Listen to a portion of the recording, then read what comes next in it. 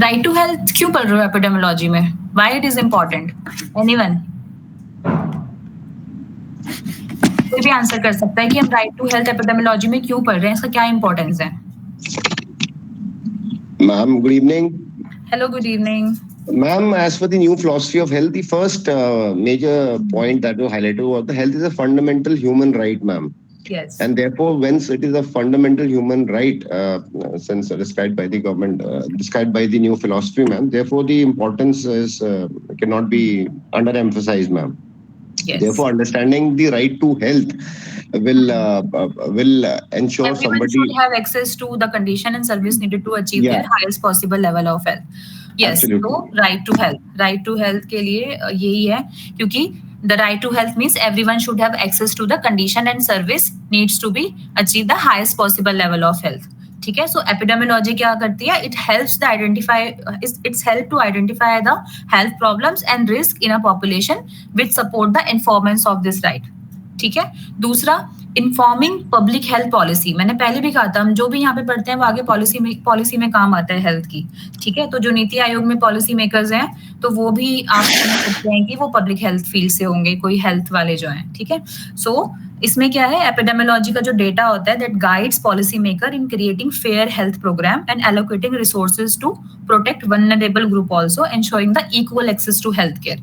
इसीलिए right to health आप पढ़ रहे हो. दूसरा, अकाउंटेबिलिटी के लिए, मतलब to understand the disease pattern that allow society to hold government and organisation accountable for addressing health inequalities. Okay, that insuring the health services for each and every man. ठीक है. सो एपिडेमियोलॉजी प्रोवाइड द एविडेंस. यहाँ पे हम ये कहना चाह रहे हैं कि जो एपिडेमियोलॉजी है वो एविडेंस प्रोवाइड कर रही है प्रमोट करने के लिए, प्रोटेक्ट करने के लिए राइट टू हेल्थ को सारी पॉपुलेशन के लिए. इसमें क्लासिकल एग्जाम्पल है वैक्सीनेशन प्रोग्राम. ठीक है. सो जो हमारे एपिडेमियोलॉजिस्ट होते हैं वो क्या करते हैं, that they track outbreak of disease like measles और पोलियो. इफ data shows a rise in case of certain area, then public health official can launch करेंगे वो vaccination campaign to protect people. This ensures everyone has a right to protect from preventable disease. ठीक है. In the same way, clean water access, air pollution and respiratory health. ठीक है. इसीलिए हम लोग यहाँ पे ये right to health पढ़ रहे हैं एपिडेमियोलॉजी में. Okay. Now, right to health in national constitution. ठीक है. इसमें क्या है, the right to health was one of the last human right to be formally recognized in the constitution of most country. Freedom of speech, religion and education. ठीक है. ये सारे इसमें हम कवर करते हैं. अब यहाँ पे आप बात आई है UDHR 1948 आर्टिकल 25, मतलब universal declaration of human right 1948. उसमें क्या था, that everyone has the right to the standard of living adequate for the health and wellbeing of himself and his family. उसमें क्या क्या चीजें आती हैं आपका, फूड आता है ना, रोटी कपड़ा मकान, food, clothing, housing, now one more, medical care and necessary social services. ठीक है. सो क्यों ये मैटर करता है, right? Because this article help lay the foundation of global recognition of the right to health as a basic human right. ठीक है. सो ये आपका राइट टू हेल्थ में, इसीलिए हम इसको पढ़ते हैं. दूसरा है WHO constitution preamble, the enjoy the highest attainable standard of health is a fundamental right. ठीक है. WHO ने क्या डिक्लेयर किया, the enjoyment of highest attainable standard of health is one of the fundamental every human being. ठीक है. So health is not just absence of disease but a state of complete physical, mental and social wellbeing. अब आप देख रहे हो यहाँ पे क्या जस्टिफाई कर रहा है WHO, वही जो उसने अपनी फर्स्ट डेफिनेशन दी थी. ठीक है. Okay. Now what does right to health include? ठीक है. अब यहाँ पे राइट टू हेल्थ क्या इंक्लूड कर रहा है? First, right to health care and medical care. ठीक है. Right to health care and medical care ये बहुत क्रूशियल कंपोनेंट है, because as board it ensure that all individual regardless of their background और financial status have access to essential health services when they need them. Okay. Then some nation prefer right to health protection. that include social insurance or illness or accident, free education, medication material, and care of the elderly. ठीक है. So social insurance for illness and accident, जैसे कि universal health insurance model. ठीक है, Germany ने एक universal health, अलग अलग हेल्थ इंश्योरेंस मॉडल है. तो मैं आप सबको ये एक नोट्स देती हूँ कि आप एक बार देखिए कौन सी कंट्री में वो कौन कौन से इंश्योरेंस मॉडल यूज करते हैं, है ना. कोई पब्लिक प्राइवेट करता है, कोई पूरे प्राइवेट करता है. क्योंकि अगर आप अमेरिका में जाओ तो वहां पे आपके जो आप कमाते हो उससे ही पहले ही कट करके इंश्योरेंस में डाल के आपको आपकी सैलरी दी जाती है. तो आई थिंक वो दूसरा इंश्योरेंस मोड है वहां पे. ठीक है, Germany has a universal health insurance model where workers and employers contribute to the fund that provide access to doctor, hospital and medicine. ऐसी हर एक कंट्री का अपना अलग अलग होता है. ठीक है, फिर है फ्री एजुकेशन. ठीक है, मेडिसिन एंड मेडिकल मटीरियल.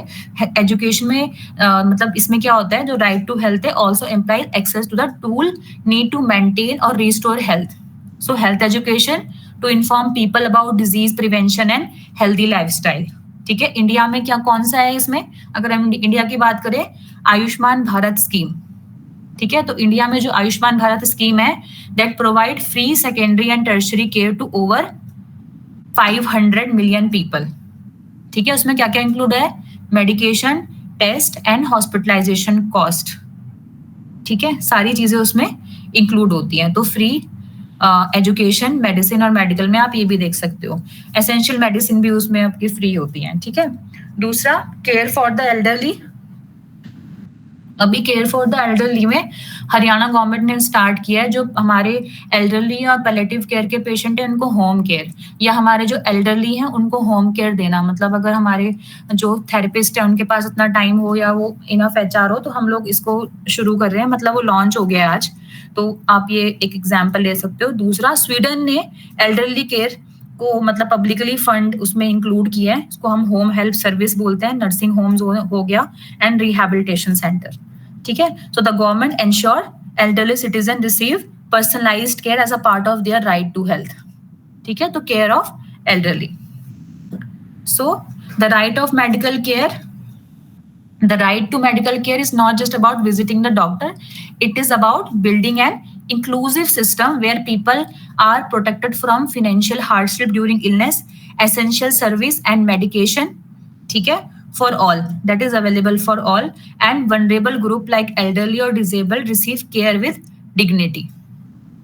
ठीक है, so ये है इसमें. दूसरा है equity in healthcare access. ठीक है, सो इक्विटी क्या है, मतलब आप कर सकते हो कि health now seen as a right for all, not a charity. ठीक है, वो सबका अपना राइट है. ठीक है, तो इसमें क्या है, historically health was often treated as a privilege और charitable service specially for the poor. Today मतलब सेंसस ये कहता है, सपोर्टेड बाय WHO और UN declaration, recognise health as a fundamental human right. ठीक है, so this shift means the everyone is entitled to health regardless of income, gender, ethnicity and geography. Okay, second, challenge in developing country. हमारे पास क्या limited resources हैं. ठीक है, सो इसमें क्या है, इनएडिक्वेट फंडिंग होगी. So despite cognition of right to health में low and middle income country face obstacles such as inadequate funding, जो हम लोग फेस कर रहे हैं as a India, shortage of health care professionals, poor infrastructure and lack of medication and equipment. So जो ये limitations है that create gap in health care access specially for marginalised group. ठीक है, इसलिए equity in health care access जरूरी है. दूसरा solution क्या है इसका, equally access to available health care services. ठीक है, so health is a right not a luxury. There is a resource constraints in developing countries. The solution is fair and inclusive access to existing services aiming to bridge healthcare disparity and move toward universal health coverage. Okay, now issue raised by the right to health, right to medical care, ये हम पहले discuss कर चुके हैं. So ये क्या highlight कर रहा है, तो it highlights the complex ethical, legal and social question that emerge when health is recognized as a fundamental human right, then each point touches on sensitive and often debatable. ठीक है, कैसे? जैसे right to medical care means this refer to the universal entitlement to access to health care services. ठीक है, right to healthy environment, है ना, मतलब it includes holding government and industry accountable for environmental harm, right and responsibility for health. ठीक है, अब इसमें क्या है, दैट इज रिस्पॉन्सिबिलिटी में क्या आएगा, ह्यूमन की खुद की रिस्पॉन्सिबिलिटी भी है ना, diet, hygiene, avoiding harmful behaviour. ठीक है, so the challenge lies in balancing individual freedom with public health measure like vaccination and quarantine. So while people have a right to health, they also have responsibility to make healthy choices. ठीक है, तो आपको healthy choices भी करनी है, तो ये right to health में ही आता है। Right to food, right to or not to procreate. ठीक है, इसका मतलब क्या है? It includes the right to have children, access to fertility treatment or artificial insemination, and the right not to have children, access to contraception, sterilization, and legal abortion. So this is the, and these are the debate for ethical, religious and legal reasons. ठीक है, but right to Procreate ये हमारे right में आता है। Now right to disease person. ठीक है, अब इसमें क्या है, even after that people have right to respect for their body. ठीक है, अब इसमें जब आप आगे क्या पढ़ेंगे, आगे हम पढ़ेंगे तो वहां पे आप देखोगे, जब हम MHA पता नहीं MHA फर्स्ट ईयर या MHA ये BHA में सेकेंड ईयर में हमने पढ़ा था, जहाँ पे हॉस्पिटल में कि जब हम लोग किसी की भी डेथ हो जाती है और उसका पोस्टमार्टम हमें करना है, तो उसके बाद जब जो राइट है, ये वाला जो होता है ना, right to their respect for their body, तो जब हम वापस करते हैं उनके अटेंडेंट्स को बॉडी को, तो वो उसी तरह से पूरा पैक्ड होना चाहिए जैसे वो अटेंडेंट अपने पर्सन को, जो भी उनके बिलव पर्सन है, उनको देखना चाहता है। तो जो भी BHA स्टूडेंट होंगे शायद उन्होंने ये एक लॉ पढ़ा होगा अपने उसमें हॉस्पिटल एडम में। ठीक है, तो right for their body, consent for organ donation, ये राइट ऑफ डिजीज पर्सन में आता है, एंड डिग्निफाइड ऑटोप्सी। ठीक है, सो ये चीजें राइट टू डिजीज पर्सन में आती है। Then right to die. ठीक है, इसमें क्या आता है, असिस्टेड सुसाइड। ठीक है, दूसरा रिफ्यूजिंग लाइफ सपोर्ट, ये आता है राइट टू डाई। ठीक है, थोड़ा डिबेटेबल है ये इश्यूज, पर ये हमारे आते हैं because it raises the ethical question about autonomy, dignity and the role of medicine. ठीक है, तो उसके अलग अलग लॉ होते हैं, पर ये हमारे राइट टू हेल्थ के अंदर जो इश्यूज होते हैं उनको रेज करते हैं। दूसरा आता है ecology of health. Again ecology of echo लग गया, then everyone should have access to necessary medicine regardless to their background of financial situation. So ecology मतलब study of relationship between organism and environment. So ecology is a keyword in present day health philosophy. It comes about Greek oikos, meaning a house, and ecology is defined as a science of mutual relationship between living organism and their environment. ठीक है, so this is ecology. Okay, so अगर हम human ecology की बात करें तो it include both natural and man made environment. ठीक है, अब नेचुरल में आप क्या लेंगे ह्यूमन इकोलॉजी में? Obviously forest, reverse, air. ठीक है, बट ऑल्सो मैन मेड में आप क्या लेते हो? Cities, building and infrastructure. ठीक है, अगर हम हेल्थ की बात करें तो हेल्थ एज डायनामिक बैलेंस है, मतलब between human and their environment. ठीक है, this means good health depend on a constantly challenging active and relationship between people and environment. ठीक है, सो हमें ह्यूमन और इन्वायरमेंट अगर हम बैलेंस बना के रखेंगे, इक्विलिब्रियम बना के रखेंगे, तो वो भी हमारे हेल्थ पे इफेक्ट करेगा। That is ecology of health. Okay, impact of human activity. ठीक है, so impact of human activity क्या है? Urbanisation, deforestation, dams et cetera. इससे क्या आ रही है? न्यू हेल्थ प्रॉब्लम्स आ रही हैं। कैसे? कोई बताएगा कि अर्बनाइजेशन से हमने क्या हम फेस कर रहे हैं, या डिफॉरेस्टेशन से हमें क्या दिक्कतें आ रही हैं एज अ ह्यूमन बीइंग?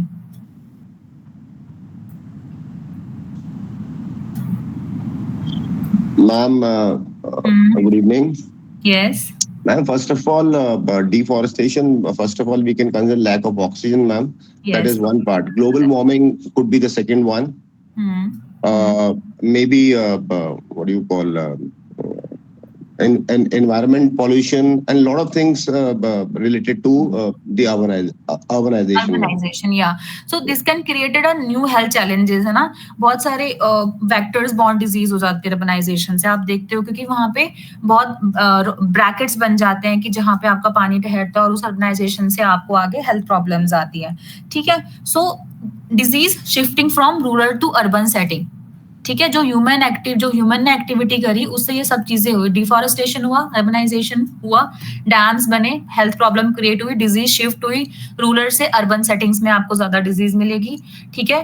दूसरा आप देख सकते हो control disease showing reassurance like malaria, some disease previously under control and making a comeback. For example, malaria, which was once reduced significantly, is now reappearing in some areas because of ecological disruption.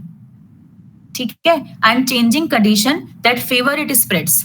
ठीक है. Zoonotic disease from ecological disturbance, जैसे rabies है, yellow fever है, Lasa fever है, monkey pox है. ठीक है. सो ये क्यों हुए? क्योंकि आपका जो कंट्रोल है, जो डिजीज शिफ्ट है, वो रूरल से अर्बन की तरफ हो रहा है. सो human activity disrupts ecosystems, leading to the emergence of return of health problems, including spread of disease from animal to human. ठीक है.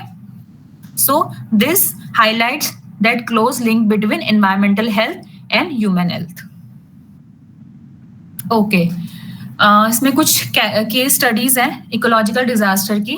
One is Bhopal gas tragedy, which happens in 1984. ठीक है. कोई बताएगा भोपाल गैस ट्रेजेडी में क्या हुआ था?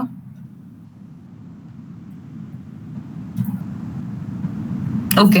बहुत कम टाइम है, मैं ही बता देती हूँ. तो वहां पे एक इंडस्ट्री थी जिसमें डिजास्टर हुआ था इंडिया में, भोपाल में. ठीक है. वहां पे एक टॉक्सिक गैस लीक हुआ था जिसको हम बोलते हैं मिथाइल.